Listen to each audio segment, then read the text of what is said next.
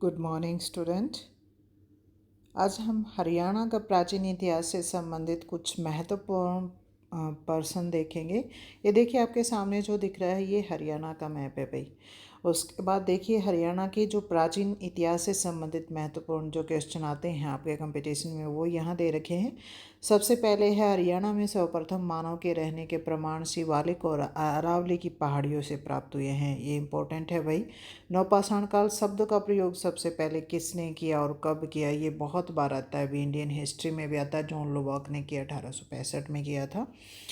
फिर उसके बाद बात करें नेक्स्ट क्वेश्चन की, तो ये देखिए ये आपका इम्पोर्टेंट रहेगा भाई। नेक्स्ट है हरियाणा में नवपाषाण काल का सबसे विकसित स्थल कौन सा था, तो सीसवाल है भाई, हिसार में पड़ता है ये। और हरियाणा में जो सभ्यता फली फूली थी वो सीसवालीय सभ्यता के नाम से जानी जाती है। फिर है हरियाणा में हड़प्पा सभ्यता के प्रमुख केंद्र कौन से थे, सीसवाल था, राखीगढ़ी। हड़प्पा सभ्यता में सीसवाल नहीं था भाई, वैसे सीसवाल था, राखीगढ़ी दौलतपुर है। तो हड़प्पा सभ्यता के और स्थलों की अगर हम बात करें तो राखीगढ़ी है, मिथ्यातल है जो भिवानी में पड़ता है, दौलतपुर भगवानपुरा है, ये कुरुक्षेत्र में पड़ते हैं।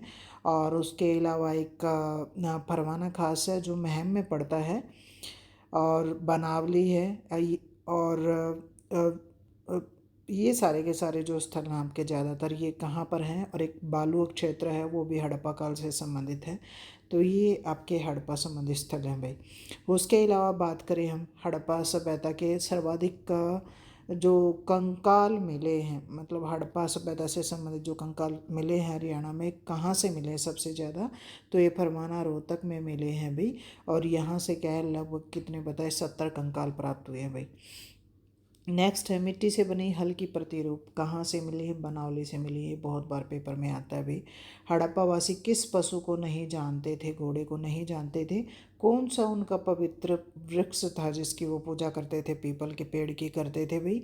और जो सर्वाधिक मोहरे जो बनी हुई है हड़प्पा सभ्यता में वो सेल खड़ी की बनी हुई है भाई। फिर है हड़प्पा क्षेत्र में कौन सा महाजनपद पड़ता था, तो कुरु महाजनपद क्या है, जो कौरव और पांडव की लड़ाई आप महाभारत में देखते हो तो वो क्या है हरियाणा में भी क्या है निवास करते थे यहाँ भी। फिर है कुरु महाजनपद की दो राजधानियाँ कौन कौन सी थी, क्वेश्चन भी कई बार पूछ लिया जाता है। तो हस्तिनापुर है जो यूपी में पड़ती है अभी वर्तमान समय में, और इंद्रप्रस्थ जो है वो दिल्ली में है भाई। महाभारत का युद्ध कितने दिन तक लड़ा गया था, 18 दिन तक महाभारत का युद्ध चला था। उसके बाद है महात्मा बुद्ध की दो मूर्तियां कहाँ से मिली हैं, ब्राह्मणवास रोहतक में है भाई, और नौरंगाबाद भिवानी से। ये क्वेश्चन इंपॉर्टेंट है, कंपटीशन में कई बार आता है भाई। फिर है गुप्तकालीन सूर्य देवता की मूर्ति कहाँ से मिली है, अग्रोहा से प्राप्त हुई है भाई। शेष सैया पर लेटे हुए गुप्तकालीन विष्णु की मूर्ति कहाँ से प्राप्त हुई है, तो फिजलपुर सोनीपत से प्राप्त हुई है भाई। ये भी कंपटीशन में बहुत बार क्वेश्चन आता है भाई। उसके बाद है हरियाणा में सर्वाधिक प्राचीन हिंदू मंदिर कहाँ स्थित थे, तोसाम भिवानी में। फिर है हरियाणा में से प्राप्त सर्वाधिक प्राचीन धार्मिक इमारत, जो सबसे प्राचीन जो धार्मिक इमारत है वो कौन सी है, चनेटी का स्तूप है भाई। और ये कहाँ से मिला, अम्बाला के सुग से प्राप्त हुआ है भाई। ये देखिए क्वेश्चन जो मैं आपको बता रही हूँ, जो भी हरियाणा से रिलेटेड कंपटीशन के एग्जाम आप देते हो वहाँ हरियाणा हिस्ट्री के क्वेश्चन पूछे जाते हैं, जीके पूछी जाती है, करंट अफेयर पूछे जाते हैं, पॉलिटिकल जो भी थी राजनीति से संबंधित जो बातें वो पूछी जाती हैं। तो हिस्ट्री के क्वेश्चन भी आते हैं और वो यहाँ बता रखे हैं आपको। फिर है हरियाणा में नवपाषाण काल की कृषक बस्तियों के प्रमाण कहाँ से मिली हैं, तो कृषक बस्तियों के प्रमाण प्राप्त हुए हैं भी हिसार में, सीसवाल जो क्षेत्र है वहाँ से। उसके बाद नेक्स्ट है कुरु जो है, कुरु का कई बार क्वेश्चन आपका पूछा जाता है। तो कुरु क्या है, महाजनपद में से एक माना जाता है भाई। और प्राचीन काल में हरियाणा क्षेत्र में कुरु वंश की स्थापना कुरु सरवण ने की थी भाई, उसी के नाम पर इसका नाम कुरु पड़ा है। और हमारे यहाँ जो कुरुक्षेत्र है वो भी इसके नाम राजा के नाम पर पड़ा है भाई इसका नाम। उसके बाद हरियाणा क्षेत्र के दो गणराज्यों के नाम बताइए, ये भी बहुत बार पूछा जाता है भाई। योध्या और अग्र गणराज्य हैं भाई। योद्धों की राजधानी कौन सी थी, क्वेश्चन भी बहुत बार पेपर में आता है। प्रकृत नाग नाग नगर है भाई, औरंगाबाद है जो भिवानी में है, कई बार ये प्रकृत नाग पूछा जाता है।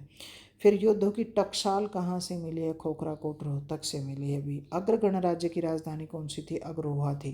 कई बार पूछा जाता है अग्रोहा की स्थापना किसने की थी, कौन इसका संस्थापक था? पौराणिक साहित्य में जानकारी मिलती है कि महाराजा अग्रसेन ने इसकी स्थापना की थी भाई।